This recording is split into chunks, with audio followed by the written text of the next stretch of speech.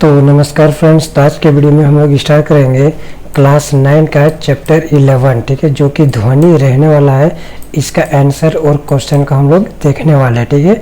और ऐसा answer question देखेंगे कि कोई भी क्वेश्चन नहीं छूटने वाला है, तो वीडियो को पूरा ध्यान से देखो। तो सबसे पहले हम लोग करेंगे अभ्यास के प्रश्न उत्तर, ठीक है। तो वीडियो को एक लाइक कर देना। चलो स्टार्ट करते हैं। तो हमारा पहला सवाल है, ध्वनि क्या है और यह कैसे उत्पन्न होती है। तो देखो, ऐसा जो क्वेश्चन है वो एग्जाम में पूछ सकता है, ठीक है। तो तुम लोग नोट्स बना लेना। देखो, ध्वनि एक प्रकार की यांत्रिक तरंग है जो किसी वस्तु के कंपन करने पर उत्पन्न होती है, ठीक है। मान लीजिए ध्वनि क्या है, यांत्रिक तरंग है जो किसी भी वस्तु को हम लोग जब हिलाएंगे, कंपन करेंगे, तो उसमें क्या होगी, ध्वनि उत्पन्न होगा, ठीक है। जब कोई वस्तु कंपन करती है तो आसपास के माध्यम वायु, जल और ठोस से संपीड़न तथा विरलन उत्पन्न करती है। ये तरंग हमारे कान तक पहुंचकर ध्वनि का अनुभव कराती है। आगे समझ में। अगले प्रश्न की ओर देखते हैं। प्रश्न नंबर 2, एक चित्र की सहायता से वर्णन कीजिए कि ध्वनि के स्रोत के निकट वायु में संपीड़न तथा विरलन कैसे उत्पन्न होते हैं। तो इसका सही उत्तर क्या हो जाएगा, जब कोई कंपन करता हुआ स्रोत यानी कि कोई सामान आगे बढ़ता है तो कण आपस में पास आकर संपीड़न बनाते हैं। यानी कि एक चुंबक को देखे होंगे, ठीक है। अब लोग चुंबक को देखे होंगे, तो चुंबक अगर एक सामने यहाँ पे रख दे, इसके यहाँ पे रख दे, तो यहाँ पे जो कण रहेगा आधा इधर चला जाएगा और आधा इधर चला जाएगा, ठीक है। तो वही बोला है, जब स्रोत पीछे हटता है तो कण दूर चले जाते हैं और विरलन बनता है। आप लोग चुंबक का उदाहरण ले सकते हैं। संपीड़न और विरलन यह श्रृंखला माध्यम में आगे बढ़ती है और ध्वनि तरंग क्या करती है, उत्पन्न करती है, ठीक है। अगला प्रश्न है, ध्वनि तरंगे किस प्रकार की यांत्रिक तरंग है। तो इसका सही उत्तर क्या हो जाएगा, ध्वनि तरंगे अनुदैर्ध्य तरंगे होती है क्योंकि इनमें माध्यम के कण तरंग की गति की दिशा में आगे पीछे कंपन करते हैं, ठीक है। आगे समझ में।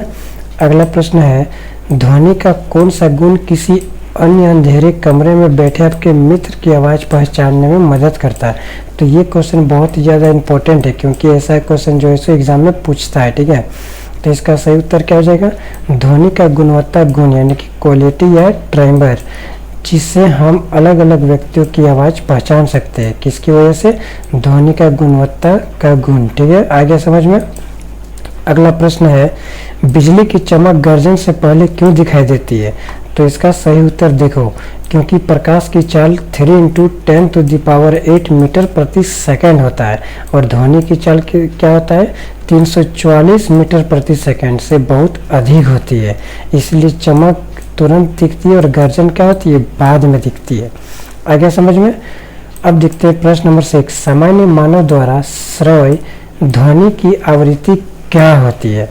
तो सामान्य मानव यानी कि 20 हर्ट्ज से 20 हर्ट्ज तक की ध्वनि सुन सकता है। सामान्य मानव कितना, 20 से 20 किलो हर्ट्ज तक क्या आवाज़ें सुन सकता है। और हवा में ध्वनि की चाल लगभग 344 मीटर प्रति सेकंड होती है।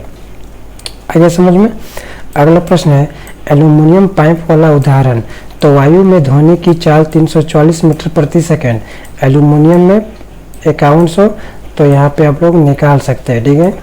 यहाँ पे आप लोग निकाल सकते हैं। अगला प्रश्न देखते हैं, यदि किसी ध्वनि स्रोत की आवृत्ति 100 हर्ट्ज है तो ये 1 मिनट में कितनी बार कंपन करेगा। तो 1 सेकंड में करता है 100 बार, तो 60 सेकंड में 100 × 6 इंटू कितना हो जाएगा, 600 बार, ठीक है। आगे समझ में। अगला प्रश्न, क्या ध्वनि का परावर्तन प्रकाश के नियमों का पालन करता है। तो इसका सही उत्तर हो जाएगा हाँ। आपतन कोण इज इक्वल टू क्या होता है, परावर्तन कोण। आपतित, अभिलीन, परावर्तन किरण एक ही तल में होते हैं, ठीक है। आगे समझ में। अगला प्रश्न है, तापमान का प्रभाव। तो जिस दिन तापमान अधिक होगा ध्वनि की चाल अधिक होगी। तो ये चीज़ याद कर लेना क्योंकि एग्जाम में पूछेगा, ठीक है। जिस दिन तापमान अधिक होगा तो ध्वनि की चाल भी अधिक होगी और ध्वनि पहले सुनाई देगी, ठीक है। जिस दिन तापमान कम होगा ध्वनि देर से सुनाई देगी। आगे समझ में। अब देखते हैं ध्वनि का परावर्तन का उपयोग।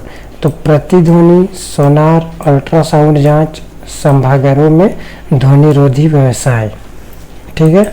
अगला प्रश्न है मीनार वाला प्रश्न है। तो मीनार वाला प्रश्न आप लोग कर लीजिएगा, मैं इसको नहीं बता रहा हूँ, ठीक है। ये तरंग दैर्घ्य वाला भी आप लोग निकाल लीजिएगा। अब देखो यहाँ पे ध्वनि की तीव्रता व प्रबलता में अंतर। तो तीव्रता क्या है? प्रति इकाई क्षेत्रफल की प्रति सेकंड ऊर्जा। प्रबलता है ध्वनि का अनुभव जो कानों की संवेदनशीलता पर निर्भर करता है। ठीक, आगे समझ में। क्वेश्चन नंबर 15 को देखते हैं। तो पिच किस पर निर्भर करती है? तो पिच जो होता है ध्वनि की आवृत्ति पर निर्भर करती है।